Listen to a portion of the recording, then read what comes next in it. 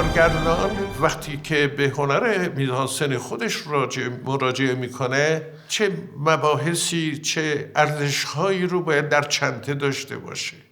شناخت اثر، ارزیابی ارزش‌های درون اون اثر و به کدوم یک از این ارزش‌های درون یک اثر بیشتر میخواد بها بده یا کمتر. اون چیزی است که در هنری که در طول 50 سال اخیر آلمان ها اختراع کردند، یعنی تئاتر آلمان اختراع کردن، اسمش رو میذارن دراماتورژی. دراماتورژی هم یکی از عناصر بسیار پر اهمیت هنر میزانسنه. ما یه متن مکتوب داریم، اون چه که نوشته شده روی کاغذ، ولی متونی هستن. من نمیگم همه متون، بستگی داره به نوع نویسندش، سبک نویسندش. هیچ ارتباطی با سطح مهم بودن یا مهم نبودن نویسنده نیست. نوع نوشته، نوع سبک و شیوه نوشته برخی از مواقع اون چه که نوشته شده کلیت متن رو ارائه میده، ولی متونی هستن که اسمشو میذاریم زیر متن. زیر متن یعنی کشف زیر متن که به عهده کارگردانه، یعنی کشف خیلی چیزهای ناگفتنی، نوشته نشدنی. ضمناً زیر متن فقط منحصر به خود متن نیست. طراحی صحنه، لباسها، رنگامیزیها و مجموعه عناصر زیبا شناختی اثر هم جزو لاینفک زیر متن یک اثر محسوب میشن.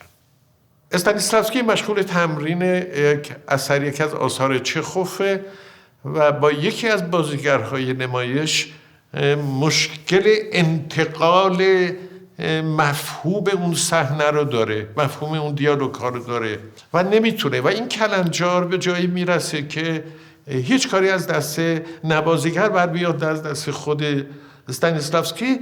ولی چخوف که گاه و بیگاه میاد به مسکو، میاد میشینه تو سالن نمایش، تو سالن تمرین، از داخل سالن فریاد میزنه هیچ کدوم اینا نیست، بیش از این کلنجار نرید.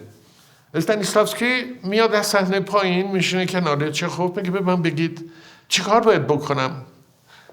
میگه من نوشتم، من حتی دستور صحنه نوشتم. میگه کدوم دستور صحنه؟ فقط شما نوشتید توی پرانتز که فلانی، یعنی صاحب اون نقش، یه کت و شلوار با چارخونه های خیلی درشت و رنگی وارد میشه. میگه خب هم این کافی نیست؟ میگه چی کافیه؟ یعنی یه نفر با کت و شلوار چارخونه های درشت رنگی وارد میشه، این کافیه؟ میگه آره. میگه چطور؟ میگه تو کجا دیدی یه آدم عادی، یه آدمی که عقل تو کلشه، کت و شلوار با چارخونه های درشت رنگی بپوشه و توی ملأ عام راه بره، گردش بکنه، حرف بزنه، هر مناسبات خودش رو داشته باشه؟ این باید یه آدم خلوز باشه تا این کارو بکنه. چرا من باید همه چیز رو بنویسم؟ چرا من باید از آ تا زد رو توضیح بدم؟ من به عینه خودم در شهر پاریس 3 اجرا از باغ آلبالوی چخوف رو دیدم همزمان تو 3 تئاتر. طراحی صحنه آقای جورجیو اشترلر، بزرگترین کارگردان ایتالیایی، یه طراحی بود. پیتر بروک در باغ آلبالوش طراحی دیگر بود و یک کارگردان نه به شهرت این دو، ولی کارگردان جوان خیلی با استعدادی هم یکی دیگه. آقای پیتر بروک هیچ دکوری استفاده نکرده بود در یه تئاتری که متروکه بود حدود 45 سال پیش، نزدیک 50 سال پیش. بروک کمترین تغییری در اون تئاتر متروکه نمیده، فقط صحنش از بین رفته که میگه چه بهتر. بنابراین کف سالن نمایش که قبلا صندلی چیده میشد و صحنم اون رو به رو بود، همه تبدیل شده به یک کف صاف از ابتدا تا انتها. بروک برای طراحی باغ آلبالوش یه فرش ایرانی 70-80 متری که خیلی نادرند این گونه فرش ها، از یک فرش فروش ایرانی در پاریس کرایه میکنه. یه فرش کرمان بود که یه باغ بود پر از شاخ و برگ و پرنده، یه تعداد هم کوسن پخش بود روی این فرش. یعنی فضا 100% ایرانی بود، چون این شیفتگی رو پیتر بروک نسبت به ایران داشت. خب این یه طراحیه. صندلی وجود نداره و بازیگرها خیلی ریلکس کف زمین میشینند، بلند میشن، مهمون براشون میاد، اونها روی زمین میشینند.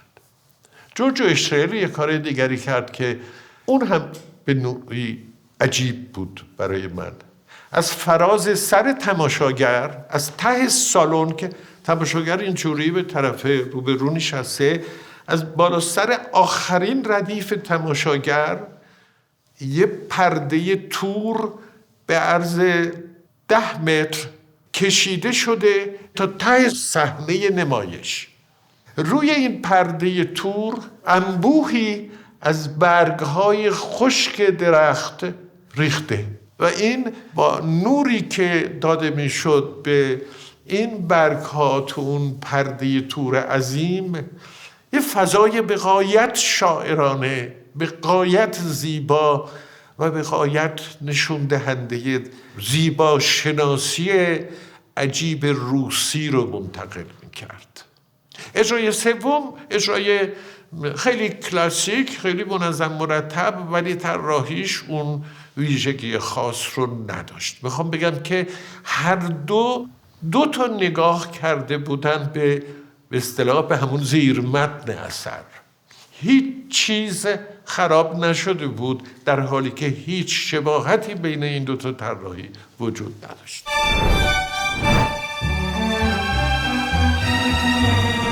همیشه من این تشبیه رو متأثر از اندیشه‌های برشت خدمت شما ارائه میدم و اون اینه که میگه که درون هر اثر یه سری قله وجود داره، کوههای یخی در اقیانوس.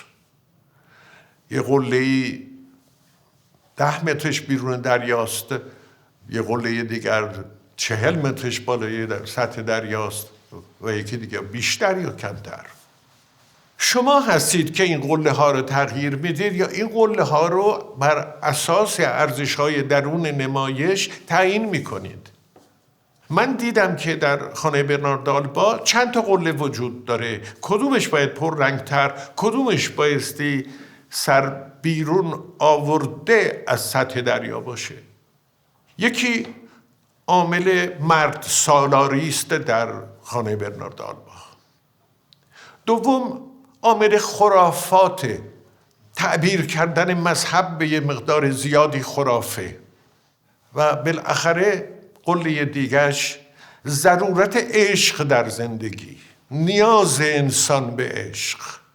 بنابراین وقتی که روی این 3 تا مورد انگشت میذارم و تأکید میذارم، این در طراحی صحنه من اثر داره، در برخورد با بازیگر، بازی بازیگر و نوع و جنس بازی بازیگر تأثیر داره، در انتخاب موسیقی اگر بخوام موسیقی بگذارم برای اثر تأثیر داره، نوع تماشاگری هم که میاد تو اون سالن برای من مهمه. بنابراین بر اساس ارزش‌هایی که من کارگردان به اتفاق همکار بسیار عزیز و بزرگی به نام آقای محمد چرمشیر، من آمدم و دراماتورژی این کار را با همدیگه در تعامل با همدیگر مطالعه کردیم و نوشتیم. ضمناً به این نتیجه رسیدیم که چون میدونستم از خیلی سال پیش میدونستم که الگوی لورکا، نگاه لورکا در نوشتن این به خصوص این سگانه عروسی خون، یرما و خانه برنارد آلبا، الگوی لورکا تراژدی های یونان باستانه.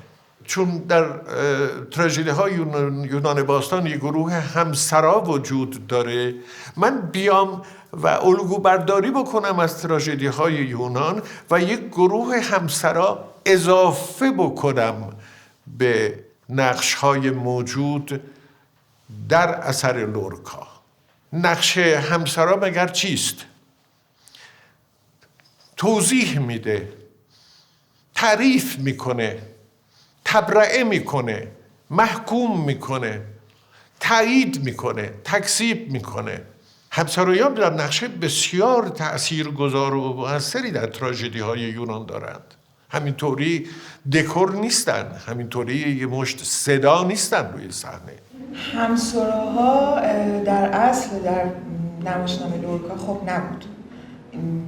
این ذهنیت دکتر بود و که توسط آقای چرمشی نوشته شد، بست پیدا کرد و داستان بهش اضافه شد و خدمه هم همینطور، چون دو قسمت بود، یه سری همسرا بود و یه سری خدمه که خب همه رو ما بازی کردیم. احساس میکردیم که این مال خود نمایشنامه است، یعنی انگار تنیده شد در نمایشنامه اصلی لورکا، ولی باید ما جدا میکردیم کاملا این دو رو از هم دیگه و تفکیک میکردیم توی بازیمون و توی ذهنمون.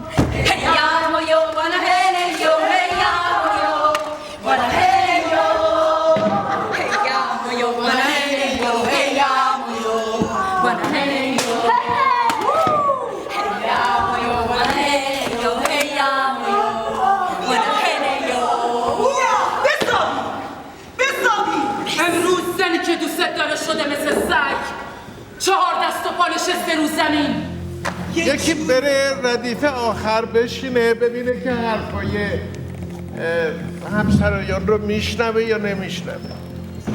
یکی هم وسط بشینه بگه میبینم تو کوچه. فاصله ها تو بچه ها بیشتر باشه. ادامه جیبای بریم کلوچه. میریم سیر بهارو. میگم بابایی، میگیم نه. میگم دنبه، میگیم نه. ضرورتی که من احساس میکردم یه چنین گروهی رو احتیاج دارم، 6 نفر بازیگر اینقدر تأثیر گذار بودن این 6 نفر که من بر این باور بودم، هنوزم هستم، که انگار اگر خود لورکا اون موقع بهش این پیشنهاد شده بود میپذیرفت.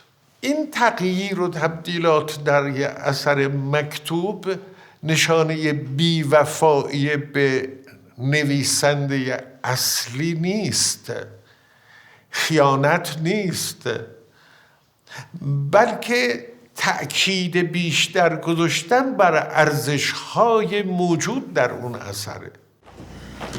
بسابیم، فقط بسابیم، اونقدر بسابیم که یا سنگای زمین این خونه از جاشون بر بیان یا بتونین صورت خودتون رو توی این سنگا ببینید. بیا ببه، بیا مگدالنا رو با خودت ببر پشت زیتون زارا تا عشق همیشه هم بشی. دیروز تو آینه نگاه کرد، دیگه گونه هاش رنگی نداشت، چشما، لبها، دستای آملیا همه عین بقیه بودن. مضامین مورد علاقه من که عبارتن از عدالت، آزادی و عشق. این 3 تا مضمون مثل 3 تا فانوس دریایی همیشه از دور به من چشمک میزنند و من رو دعوت میکنن به طرف خودشون. ولی این 3 تا مضمون در چه اثری هست؟